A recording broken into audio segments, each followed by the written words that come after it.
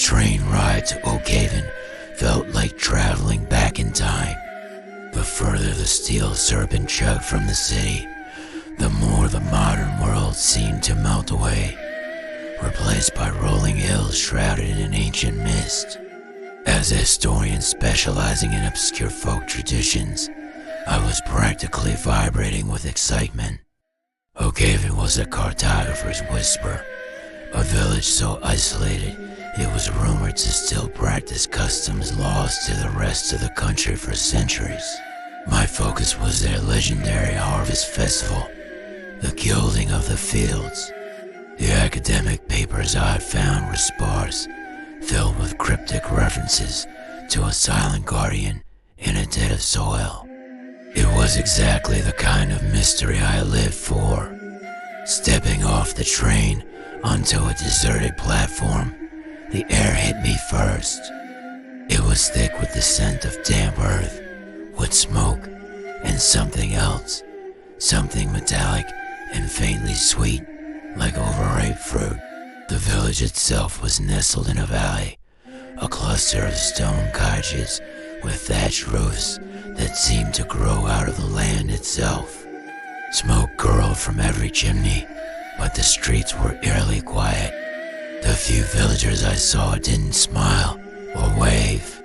They just watched me with flat, patient eyes, their gazes lingering long after I'd passed. It wasn't hostility, exactly. It felt more like they were assessing livestock. I checked into the only inn, a place called the Green Man. The innkeeper, a stout man named Elias, had a forced sort of cheerfulness. When I asked about the gilding of the fields, his smile tightened. He explained it was their most sacred tradition, a way to thank the land for its bounty. The soil gives to us, so we must give back, he said, polishing a glass until it squeaked. It's a debt, a balance. The phrase debt of soil from my research echoed in my mind. I pressed for details, but he just shook his head, saying I'd see for myself. Best not to spoil the wonder of it, eh? The next few days were a blur of polite evasions. I tried to interview the locals, but they were masters of deflection. They'd speak at length about crop rotation and weather patterns, but the moment I mentioned the festival specifics, they'd suddenly remember an urgent chore.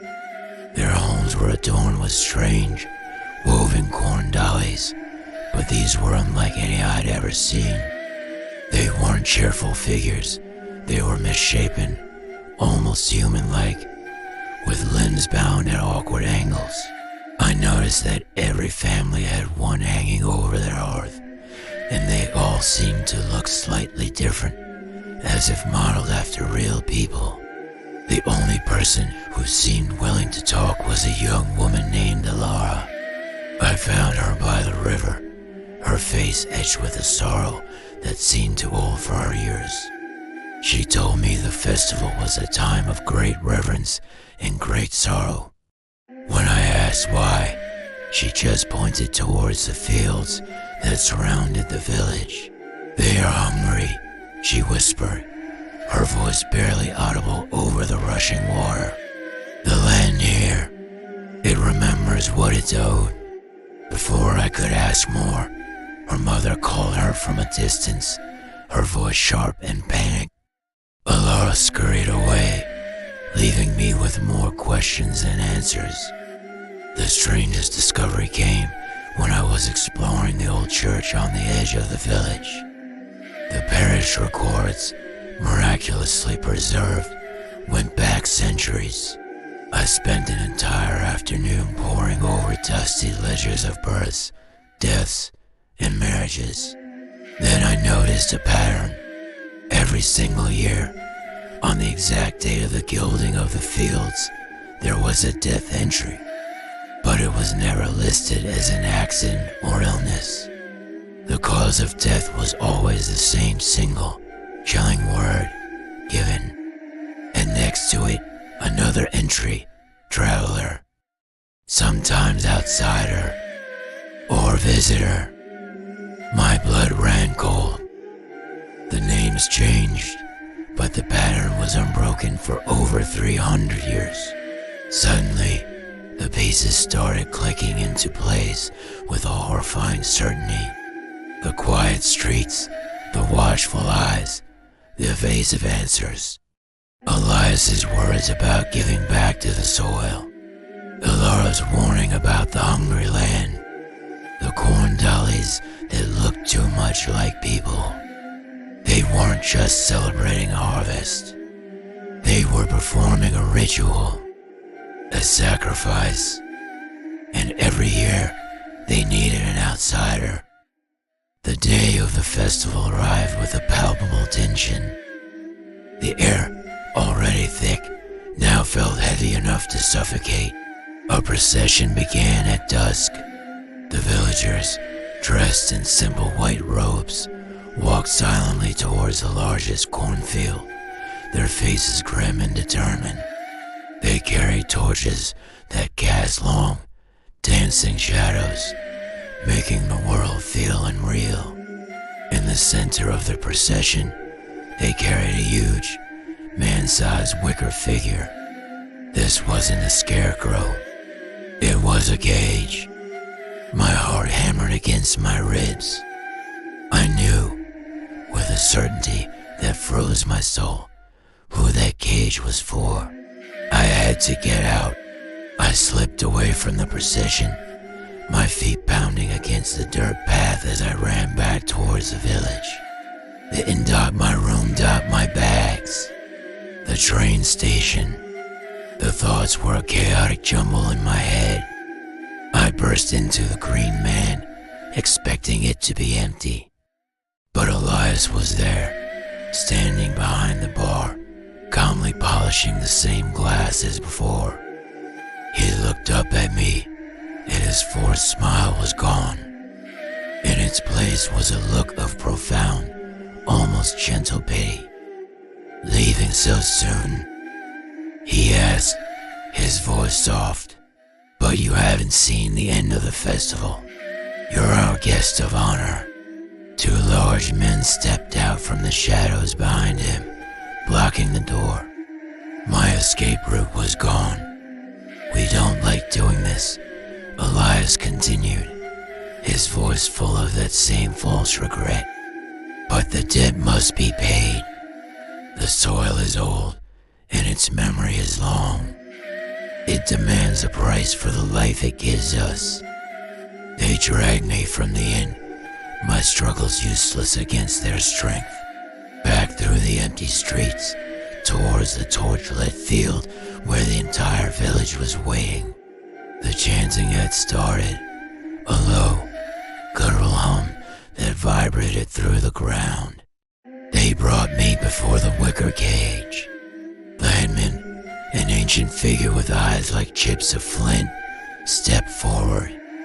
"The land gives us this bounty," he intoned, his voice carrying over the crowd. "And now we give back. We honor the dead of soil. We honor the silent guardian." They forced me into the cage. The wicker scratched at my skin, the smell of dry straw and old fear filling my lungs. As they latched the door, I looked out at the faces in the crowd. There was no malice, no glee, just a grim, resolute acceptance. This was their life, their survival, and I was the price. As they lifted the cage, I looked desperately for Ilara. I saw her at the edge of the crowd, her face streaked with tears. Our eyes met for a moment, and in hers, I saw not just sorrow, but something else. A flicker of apology. Then I looked beyond her to the old church. Standing in the doorway, almost hidden in the shadows, was another figure. It was the parish priest, the one man I hadn't managed to speak with. He was holding something, a book. the old parish ledger, and he wasn't looking at me. He was looking at the ground in front of him, and he was writing. He was making a new entry. A terrible, final realization crashed down on me. I had assumed the traveler in the records was the one being sacrificed. I was wrong. The corn dollies, the ones modeled after real people, the death entries, the villagers weren't sacrificing outsiders. They were sacrificing one of their own each year. Someone who had drawn the short straw. The traveler entry wasn't for the victim. It was for the replacement. The silent guardian wasn't some ancient earth spirit. It was the role I was about to inherit. They weren't going to kill me. They were making me one of them, forcing me to stay forever. The cage was not a coffin. It was a cradle, and as the headman began the final chant, I understood my fate was far, far worse than a simple death. The debt of soil had been paid, and I was the new collector.